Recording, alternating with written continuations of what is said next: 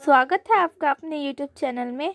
और आज हम लाए हैं शिक्षा निदेशालय राष्ट्रीय राजधानी क्षेत्र दिल्ली की कार्यपत्रक नंबर 74।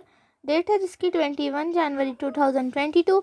विषय है आपका हिंदी। ये वर्कशीट क्लास 9th के बच्चों के लिए है और इसमें आपको यहाँ पे अपने विद्यार्थी का नाम और यहाँ पे अपनी कक्षा अध्यापक का नाम लिखना है। आज हम इस वर्कशीट में रीढ़ की हड्डी एकांकी जो है उसे कंटिन्यू करेंगे। तो करते हैं। रीढ़ की हड्डी एकांकी का उद्देश्य है समाज में व्याप्त स्त्रियों के प्रति रूढ़िवादी मानसिकता पर प्रहार करना और स्त्रियों की शिक्षा के माध्यम से उसमें बढ़ते हुए आत्मविश्वास तथा साहस को दर्शाना। पिछले कार्यपत्रक से आपको पता चला कि घर में लड़की को देखने आने वाले हैं और घर के सभी लोग उसकी तैयारी में परेशान हैं। अब आगे पढ़िए क्या होता है। तो पढ़ते हैं आगे। राम स्वरूप, क्यों ये रतन, तेरे कानों में डांट लगी है क्या? मैंने कहा था धोबी के यहाँ से जो चद्दर आई है उसे मांग ला। अब तेरे लिए दूसरा दिमाग कहाँ से लाऊं, उल्लू कहीं का। प्रेमा, अच्छा जी। पूजा वाली कोठरी में लकड़ी के बक्से के ऊपर धुले हुए कपड़े रखे हैं ना, उन्हें में से एक चद्दर उठा ला। रतन, और दरी? वो रतन पूछता और दरी? प्रेमा, दरी यही तो रखी है कोने में, वह पड़ी तो है। फिर रामस्वरूप बोलता है दरी उठाते हुए, और बीबी जी के कमरे में से हारमोनियम उठा ला और सितार भी जल्दी जा। रतन जाता है। पति पत्नी तख्त पर दरी बिछाते हैं।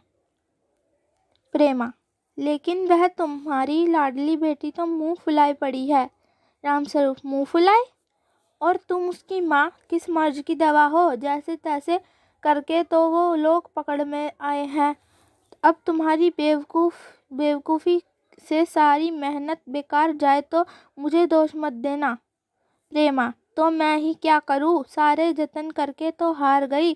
तुम्ही ने उसे पढ़ा लिखा कर इतनी सिर चढ़ा कर रखा है। मेरी समझ में तो यह पढ़ाई लिखाई के जंजाल आते नहीं। अपना जमाना अच्छा था, आई पढ़ ली, गिनती सीख ली, और बहुत हुआ तो स्त्री सुबोधनी पढ़ ली। सच पूछो तो स्त्री सुबोधनी में ऐसी ऐसी बातें लिखी है, ऐसी बातें कि क्या तुम्हारी BA MA की पढ़ाई होगी। और आजकल के तो लक्षण ही अनोखे हैं। रामस्वरूप, ग्रामोफोन बाजा होता है ना। प्रेमा, क्यों? रामस्वरूप, दो तरह का होता है। एक तो आदमी का बनाया हुआ, उसे एक बार चलाकर जब चाहे तब रोक लो, और दूसरा परमात्मा का बनाया हुआ, रिकॉर्ड एक बार चढ़ा तो रुकने का नाम नहीं। प्रेमा, हटो भी, तुम्हें ठठोली ही सूझती रहती है।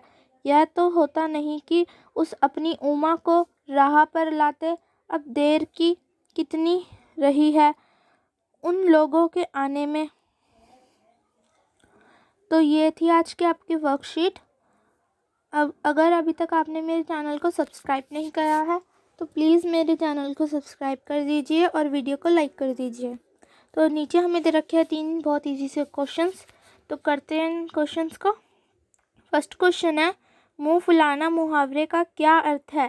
सही विकल्प के सामने निशान लगाइए, सही निशान लगाइए। क धमकाना, ख गुस्सा होना, ग चिढ़ाना, घ मोटा होना। तो आपका जो ख ऑप्शन है गुस्सा होना वो करेक्ट हो जाएगा। सेकंड क्वेश्चन है, रामस्वरूप और प्रेमा का अपनी बेटी के लिए एक दूसरे को दोष देना क्या उचित था? इस पर अपने विचार लिखिए।